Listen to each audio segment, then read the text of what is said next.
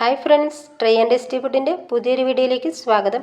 ഇന്ന് നല്ല വെറൈറ്റി ആയിട്ടുള്ളൊരു വെളുത്തുള്ളി അച്ചാറിൻ്റെ റെസിപ്പി കാണാം കേട്ടോ. അപ്പോൾ ആദ്യം തന്നെ ഇതിനായിട്ട് ഞാനൊരു 10 ഉണക്കമുളക് നല്ലതുപോലെ ചൂടുള്ള വെള്ളം ഒഴിച്ചിട്ട് കുതിരാനായിട്ട് വെച്ചിട്ടുണ്ട്. ഇനി ഒരു പാനിലേക്ക് 2 ടീസ്പൂൺ കടുകും അതേ അളവിൽ ഉലുവയും കൂടി ഇട്ട് കൊടുത്തിട്ടുണ്ട്. ഇതൊന്ന് മൂപ്പിച്ചെടുക്കണം. അതിനുശേഷം ചൂട് മാറിയിട്ട് മിക്സിയുടെ ജാറിലിട്ടിട്ട് പൊടിച്ചെടുക്കാനുള്ളതാണ്.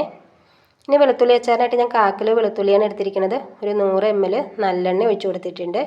ഈ ഒരു എണ്ണയിലിട്ടിട്ട് നമുക്ക് വെളുത്തുള്ളി നല്ലോണം ഒന്ന് വാട്ടിയെടുക്കണം കേട്ടോ. അപ്പം ഞാൻ മീഡിയം ഫ്ലെയിമിൽ വെച്ചിട്ടാണ് കുക്ക് ചെയ്തെടുക്കുന്നത്.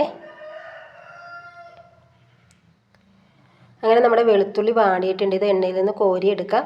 അതിനുശേഷം ചൂട് മാറിയിട്ട് വേണം കേട്ടോ നമുക്ക് അച്ചാർ റെഡിയാക്കി എടുക്കാൻ.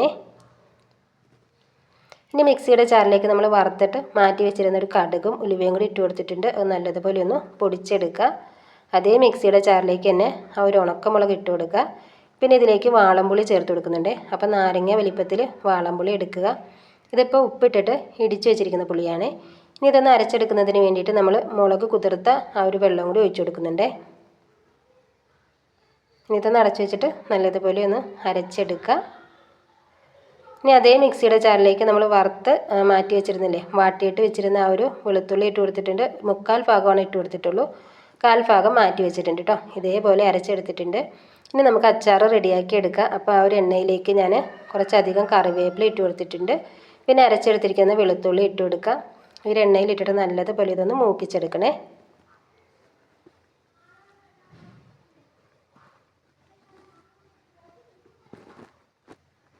അപ്പോൾ ഇത് റെഡിയായിട്ട് തന്നെ ഇനി ഇതിലേക്ക് നമുക്ക് അരച്ച് വെച്ചിരിക്കുന്ന ആ ഒരു മുളകും പുളിയൊക്കെ ഇല്ലേ, ആ ഒരു കൂട്ടി ഇട്ട് കൊടുക്കുക. പിന്നെ പൊടിച്ച് വെച്ചിരിക്കുന്ന പൊടി ഇട്ട് കൊടുക്കുക. ഇനി ഇതെല്ലാം നല്ലോണം ഒന്ന് മിക്സാക്കി എടുക്കാം കേട്ടോ. ഇത് നല്ലോണം ഒന്ന് മൂപ്പിച്ചെടുക്കണം. ആ ഒരു പുളിയുടെ ഒക്കെ ഒരു പച്ചച്ചൊവയൊക്കെ ഒന്ന് മാറിയിട്ട് നല്ലതുപോലെ നമുക്കിതൊന്ന് വാടി കിട്ടണേ. ഇനി ഇതിലേക്കൊരു കളറിന് വേണ്ടിയിട്ട് 1 ടീസ്പൂണ് കാശ്മീരി മുളക് പൊടി ഇട്ട് കൊടുത്തിട്ടുണ്ട്. അപ്പോൾ ഈ ഒരു മുളക് പൊടി ഇല്ലെങ്കിൽ ഈ ഒരു സ്റ്റെപ്പ് ഒഴിവാക്കാം കേട്ടോ. പിന്നെ മിക്സിയുടെ ജാറിലേക്ക് കുറച്ച് വെള്ളം ഒഴിച്ചിട്ടൊന്ന് ചുറ്റിച്ചിട്ട് അതും കൂടി ഒഴിച്ചു കൊടുക്കുന്നുണ്ട്.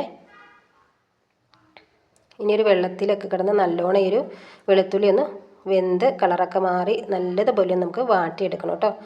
പിന്നെ 1 ടീസ്പൂണ് ഉപ്പിട്ട് കൊടുക്കുക.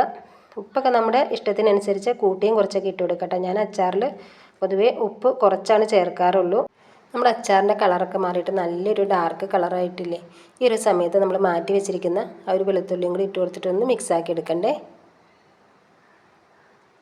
ഇനി ഇതിലേക്ക് ഒരു 1/4 ടീസ്പൂണ് മഞ്ഞൾപ്പൊടിയും ഒരു 1/2 ടീസ്പൂണൊക്കെ വരാൻ പാകത്തിന് കായപ്പൊടിയും കൂടി ചേർത്ത് കൊടുക്കുക. ഒരു 2 ടീസ്പൂണ് ശർക്കരപ്പൊടി ചേർത്ത് കൊടുക്കുന്നുണ്ട്. ഒന്ന് മിക്സാക്കി എടുക്കുക. അപ്പം ഞാൻ ഇതിലേക്ക് ചെക്ക് ചെയ്ത് നോക്കിയപ്പോഴത്തേക്ക് ഒരു ഇച്ചിരി ഉപ്പ് കുറവുണ്ട്. കുറച്ചും കൂടി ഉപ്പിട്ട് കൊടുത്തിട്ടുണ്ട്. മിക്സാക്കി എടുക്കുക. അപ്പം നമ്മുടെ അച്ചാർ റെഡിയാണ്. ഇഷ്ടപ്പെട്ടാൽ ഒന്ന് ട്രൈ ചെയ്ത് നോക്കുക. പിള്ളേർക്കൊക്കെ ഇതേപോലെ ഒരു അച്ചാർ റെഡിയാക്കിയിട്ട് ചോറ് പാത്രത്തിൽ കൊടുത്തു വിടുകയാണെന്നുണ്ടെങ്കിൽ അവർക്ക് ഉറപ്പായിട്ടും അത് ഇഷ്ടമാവും. അവർ വീണ്ടും വീണ്ടും ചോദിച്ച് വാങ്ങി കഴിച്ചോളൂ കേട്ടോ. ഒന്ന് ട്രൈ ചെയ്ത് നോക്കുക. അപ്പോൾ വീഡിയോ ഇഷ്ടപ്പെട്ടാൽ ഉറപ്പായിട്ടും ഒന്ന് സബ്സ്ക്രൈബ് ചെയ്തിട്ട് സപ്പോർട്ട് ചെയ്യുകയും ഫ്രണ്ട്സിനും ഫാമിലിക്കൊക്കെ ഷെയർ ചെയ്യുകയും നിങ്ങളുടെ അഭിപ്രായങ്ങൾ എന്താണെങ്കിലും കമൻറ്റിലൊന്ന് അറിയിക്കുകയൊക്കെ ചെയ്യാട്ടോ. അപ്പോൾ നമ്മുടെ അച്ചാറിൻ്റെ ചൂട് മാറിയിട്ടുണ്ട്. ചെറിയൊരു ചൂടുണ്ട് കേട്ടോ. ഞാൻ ഫോട്ടോ എടുക്കാൻ വേണ്ടിയിട്ടാണ് ഇതേപോലെ ഒരു ടിന്നിലേക്ക് ഇട്ട് കൊടുക്കുന്നത്.